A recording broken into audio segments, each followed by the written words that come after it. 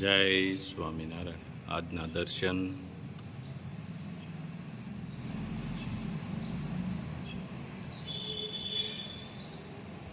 જય ગજાનન ગણપતિ મહારાજ, જય કષ્ટભંજન દેવ. મોર્નિંગ. જય સ્વામિનારાયણ, જય શ્રી રામ, જય શ્રી કૃષ્ણ, જય માતાજી, ઓમ નમઃ શિવાય. સત્યમે વિજેતા સિદ્ધેશ્વર મહાદેવની જય. જો મસ્ત ગીર ગાયનું ઘી આવી ગયું છે. યામિનીબેન પટેલ, યુકે, તાજે તાજું ગરમ કરીને. કેમ છે ઘી? ઘીમાં કઈ ઘટે નહીં. અને આપણે ઘીની તો પ્લસ પોઈન્ટ છે કે લોકો પેન્ટિંગમાં બેસે આપણી પાસે. અને બેનનું તો આપણે સ્પેશિયલ. હા, યામિની બેનનો ઓર્ડર આવે એટલે આપણે બધી પેન્ટિંગમાં હોય પણ વચ્ચે એને કરી દેવું પડે.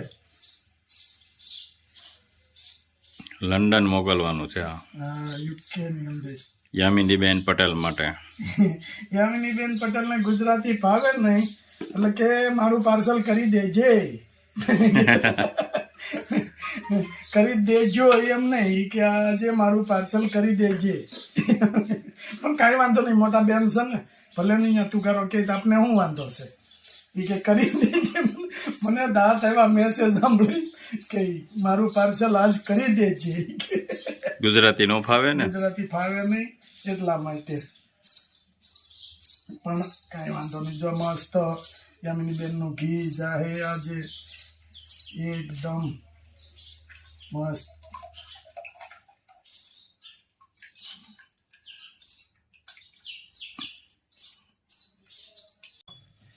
સ્ટીલની ચોકી યામિનીબેન પટેલ માટે. આ બધા લોટ છે.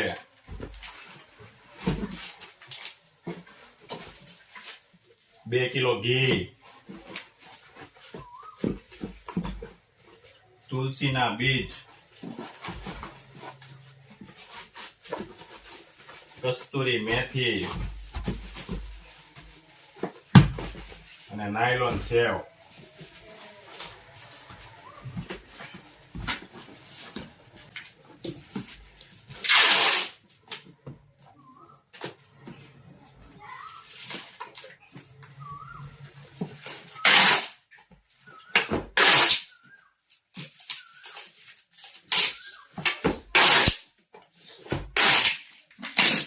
આજે આપણે છે દાળ ઢોકળીનો પ્રોગ્રામ છે.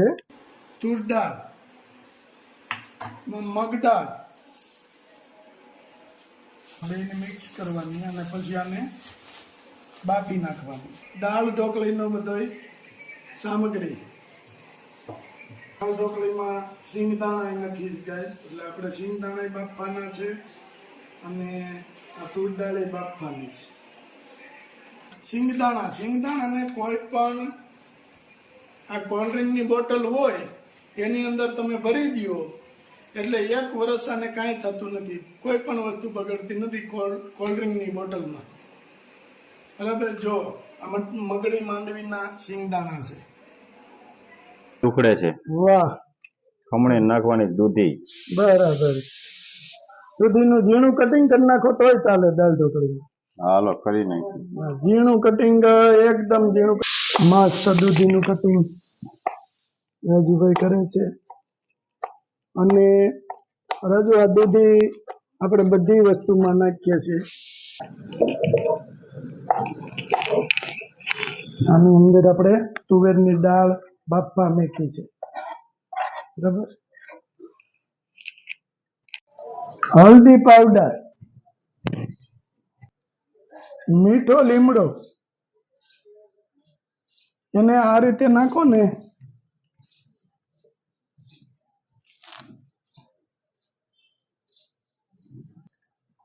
દૂધી,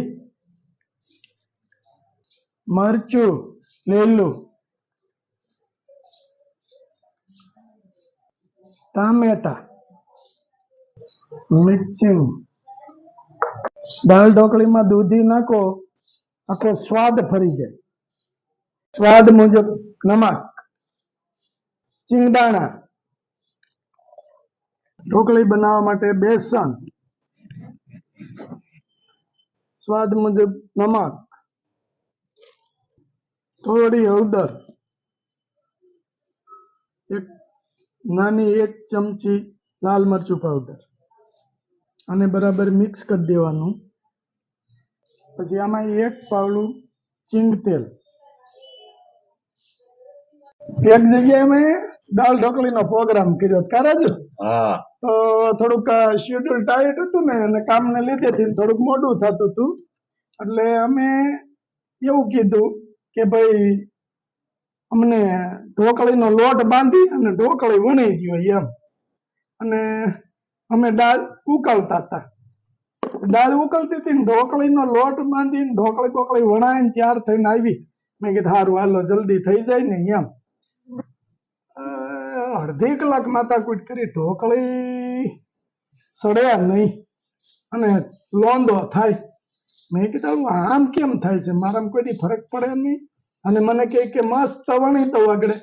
સારું ત્યાં તો ભાઈ અડધી કલાક તમે છોડવી, દાળ ઓછી થઈ ગઈ ભલે પણ ઢોકળી સડે નહીં. પછી રાજુ મેં કીધું આ સાહેબ તો આને ભાઈ લોંદા ઉડ્યા છે ની વાત જવા દે, એવા લોંદા થયા હો.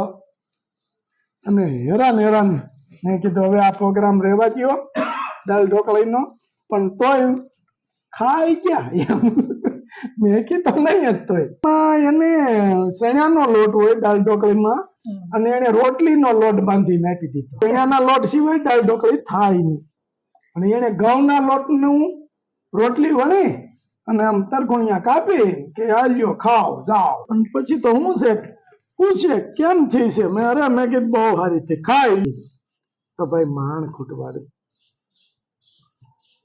જો આને જેટલું કહણે ને એટલી રોટલીમાં તો આપડી બધી ગોળ જ થાય એકદમ. 3 પાવલા તેલ, વઘારની સામગ્રી સૂકા મરચા, લવિંગ, તજ, જાવિત્રીના ફૂલ, તમાલપત્ર, મીઠો લીમડો, રાઈ અને લાલ મરચું. આપણે આમાંથી આમાં ટ્રાન્સફર કરી દીધી છે. પાછો વઘાર આમાં કરવાનો છે. રાઈ અને જીરું આપણે એક જ માટીનું વાસણ છે એટલા માટે આપણે બીજા વાસણમાં ટ્રાન્સફર કરવું પડે. પછી લાલ મરચું, પછી લવિંગ, તજનું અને તમાલપત્ર નીચે ઉતારી લેવાનું. એ ઉતારી ને પછી થોડું ઠંડુ થવા દેવાનું. પછી એમાં લાલ મરચું પાવડર નાખવાનું.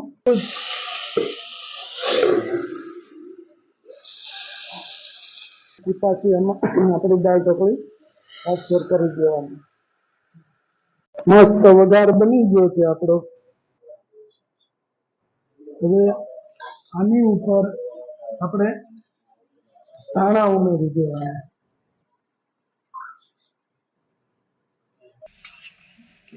મસ્ત દાળ ઢોકળી બની ગઈ છે. ભાતે બની ગયા છે, દાળ ઢોકળી બની ગઈ છે. આ જે હળવો ખોરાક લેવાનો હતો આ આપણે ફૂલ ડીશ દાળ ઢોકળીનો પ્રોગ્રામ ઉપર હો ને કાંઈ ઘટે નહીં. તો વાંધો નહીં, એક નંબર મસ્ત બની છે.